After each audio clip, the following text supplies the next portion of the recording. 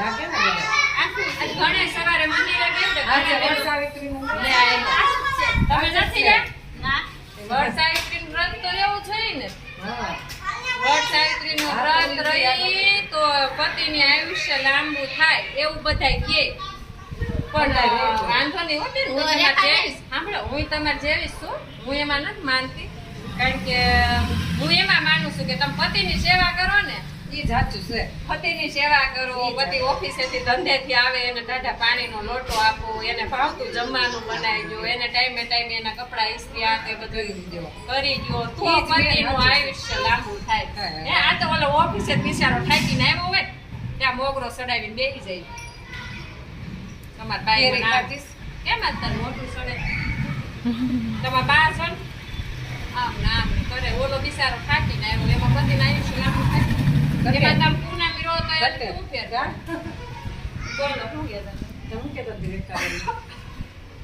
તમે કહેતા હતા? સાચી વાત છે, ખોટી વાત? સાચી વાત તું આ કાઢો નીચે લઈ. શોભા કે નહીં, ખરું કે નહીં? હાચું કીધું. સાચું સાચું. પૂનમને આપણે રહીએ, આપણે રહેવું છે. રેખાબેન તમે જે વાત કરી ને એમાં એનો આખો થાક લાગ્યો હોય ને ઉતરી જાય.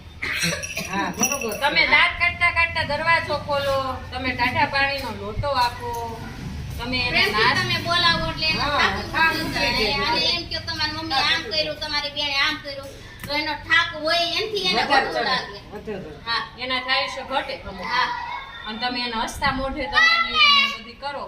અને એને કોઈ ઓફિસેથી જલ્દી એમ થાય કે ઘેરે જાવ, ઓલું એમ થાય કે ઘેરે જલ્દી મોઢું નથી જાવું જાવું. થોડુંક લોહી પીએ ત્યાં જાવું. આ તો બહુ પુરુષો બેઠા હોય તો એ વાત ન કરાય, હા. પણ હકીકતમાં તમને કહું ને કે એક દિવસ ખાલી એક જગ્યા ઉપર બેસી તો શું હા ખબર પડે. અઘરું એક છે. ગાડી બેવું નહીં અઘરું છે. એટલે આપણે ઘડી એટલે બેઠા હોય 2 કલાક તો એનો ને હકલાઈ જાય છે.